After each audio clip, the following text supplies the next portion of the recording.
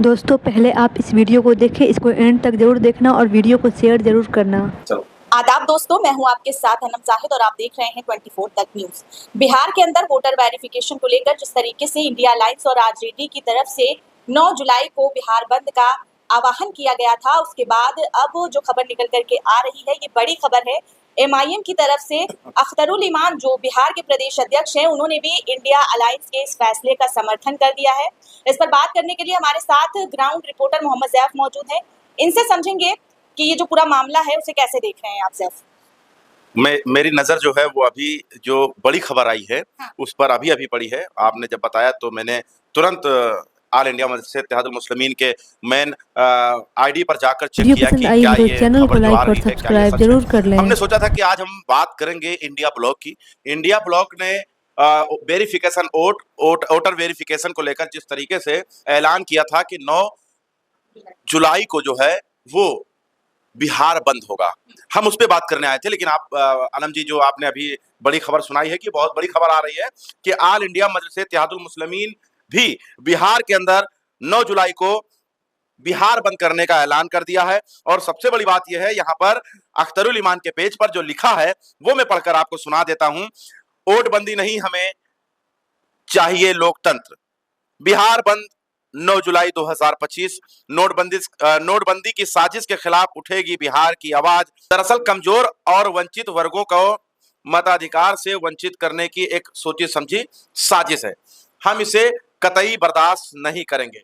अब आप समझिए, ये ऑल इंडिया मजलिस इत्तेहादुल मुस्लिमीन के द्वारा जो है, जो इंडिया अलायंस जो अभी थोड़े दिन पहले की बात, अगर 1-2 दिन पहले की बात किया जाए तो इंडिया अलायंस ने चुनाव न लड़ने का हिदायत दिया था और कहा ना लड़के मेरी मदद कर दो। वही पार्टी ऑल इंडिया मजलिस इत्तेहादुल मुस्लिमीन, मुझे लगता है यहाँ पर कोई शर्त नहीं, यहाँ पर कोई ऐसा नहीं समझौता, सीधा सीधा अख्तरुल इमान ऑल इंडिया मजलिस इत्तेहादुल मुस्लिमीन के जो प्रदेश अध्यक्ष है, उन्होंने ऐलान कर दिया कि बिहार बंद 9 जुलाई को होगा। लेकिन सबसे बड़ी बात है, यहाँ पर देखिए लिखा क्या है, सीमांचल बंद, बिहार बंद 9 जुलाई 2025। ये हो गया बड़ी खबर जो आपने बताया। अब दूसरा मैं आ जाता हूं, इंडिया ब्लॉक। कल राहुल गांधी भी बिहार में रहेंगे, पटना में। और सबसे बड़ी बात है, आपको याद होगा 2024 का चुनाव, जिस तरीके से लोकतंत्र खतरे में है, संविधान खतरे में है, देश का नागरिक खतरे में है, ये ऐलान और ये भाषण हर जगह पर राहुल गांधी दे रहे थे और उसका असर 2024 में देखने को मिला, जनता के बीच दिखाई दिया। वोट में आप देख लीजिए, सीट में आप देख लीजिए, सीट में बहुत कमजोर हुई पार्टी। भारतीय जनता पार्टी कितनी कमजोर हो गई, जो बहुत मजबूत पार्टी थी उससे 24 में रोक तो नहीं सके, लेकिन कमजोर कर दिया इंडिया गठबंधन ने। अब इंडिया गठबंधन ने यही 2024 का पैटर्न 2025 बिहार चुनाव में अपनाया जा रहा है। यहां पर क्या है, राहुल गांधी फिर वही पैतरा, वही तरीका, वही सिस्टम, वही 24 वाला लोकसभा वाला दाव अब बिहार चुनाव में खेल रहे हैं राहुल गांधी। और ये मौका दिया है भारतीय जनता पार्टी और चुनाव आयोग ने, ये मौका दिया है भारतीय जनता पार्टी और चुनाव आयोग ने, जो वोटर वेरिफिकेशन के जरिए जो है वंचित करने की बात कही जा रही है, वहां के शोषित वंचित समाज को वंचित करने की बात कही जा रही है। यहां अगर बात किया जाए, ऑल इंडिया मजलिस इत्तेहादुल मुस्लिमीन के राष्ट्रीय अध्यक्ष तो खुलेआम कह रहे हैं ये एनआरसी कराने की कोशिश की जा रही है बिहार के अंदर। कल आपने देखा नहीं, बैरिस्टर असदुद्दीन अवैसी चुनाव आयोग से मिलने पहुंच गए थे। और ये जो अख्तरुल इमान ने आज ऐलान किया है, ये कल का ही फैसला हो सकता है। अख्तरुल इमान भी ओवैसी के साथ पहुंचे हुए थे। हाँ, पहुंचे हुए थे। कल जब असदुद्दीन अवैसी के साथ अख्तरुल इमान रहे होंगे, तो अख्तरुल इमान में और असदुद्दीन अवैसी में कुछ बात हुई होगी बिहार बंद को लेकर। तो हो सकता है कि एआईएमआईएम के राष्ट्रीय अध्यक्ष ने कह दिया हो कि साथ ही साथ आप भी ऐलान कर दो, बिहार बंद करने का ऐलान कर दो। तो ऑल इंडिया मजलिस इत्तेहादुल मुस्लिमीन का भी ऐलान और इंडिया गठबंधन का ऐलान, ये कहीं ना कहीं भारतीय जनता पार्टी के लिए और जेडीयू के लिए ये खतरनाक और घातक साबित हो सकता है, क्योंकि ये जो लोकतंत्र बचाओ संविधान बचाओ 2024 में मोदी जैसा एक जादूगर को इन लोगों ने बैक कर दिया, इंडिया गठबंधन के लोगों ने।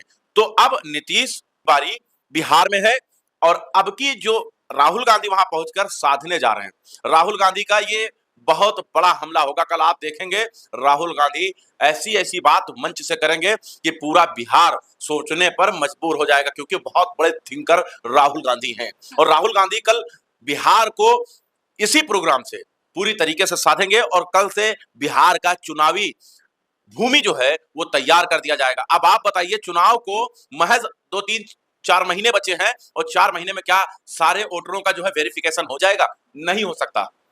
इतना फास्ट और इतना लेटेस्ट अभी भारत नहीं हो गया है। अच्छा, असदुद्दीन ओवैसी और अख्तरुल ईमान की इस बात से आप कितने सहमत हैं, जो वो ये कह रहे हैं कि जो वोटर्स हैं उनको उनके अधिकारों से वंचित करने के लिए ये दस्तावेज दिखाने की बात कही गई है? नहीं, यहाँ पर सबसे बड़ी बात देखिए, जो बैरिस्टर असदुद्दीन ओवैसी, तेजस्वी यादव, राहुल गांधी जो कह रहे हैं बार बार कि बिहार के लोगों को जो है वोट से वंचित किया जा रहा है। देखिए 4 महीने महज चुनाव को बचे हैं और 4 महीने में किस तरह कौन सा फास्ट ट्रैक करेंगे। यहाँ तक मुकदमे, अगर आपके ऊपर FIR हो जाए, कोई केस होता है तो उसका फैसला आते आते 2-4-10 साल लग जाता है और आप देखिए वेरिफिकेशन 4 महीने में। कौन सा स्टाफ आप बढ़ा देंगे बिहार के अंदर और कौन सा आप ताकत झोंक देंगे कि 4 महीने वेरिफिकेशन हो जाएगा और 5वें महीने में बिहार का चुनाव हो जाएगा? ये बड़ा सवाल है। लेकिन इस पर सवाल तो नीतीश कुमार को भी उठाने चाहिए, सवाल खड़े करने चाहिए, क्योंकि वो बिहार के CM हैं। नीतीश कुमार क्यों उठाएंगे? वो तो NDA में है ना, उनका फायदा है। जितने मुस्लिम कट जाएंगे, जितने उनके विरोधी कट जाएंगे, नीतीश कुमार और बीजेपी का उतना ही फायदा है। और एक बात समझ लीजिए, यहाँ पर बीजेपी अपने लिए पिच तैयार कर रही है, ना कि नीतीश कुमार के लिए। ये बीजेपी अपने लिए पिच तैयार कर रही है बिहार के अंदर।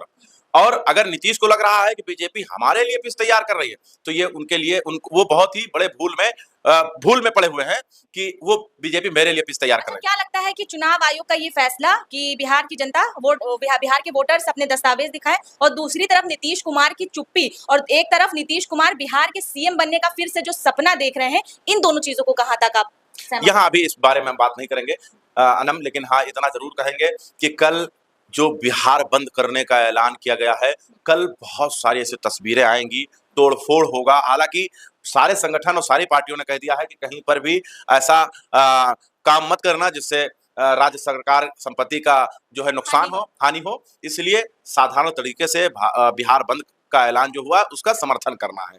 खैर, अब देखना यह होगा कि कल राहुल गांधी किस एंगल से और किस तरीके से बिहार को 2025 विधानसभा के लिए साधेंगे।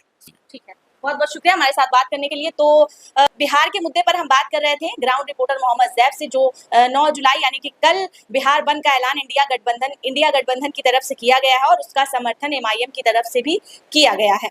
आपकी क्या राय है कमेंट सेक्शन में अपनी राय जरूर दीजिएगा। बने रहें और देखते रहें 24 तक न्यूज़। वीडियो पसंद आई हो तो चैनल को लाइक और सब्सक्राइब जरूर कर लें।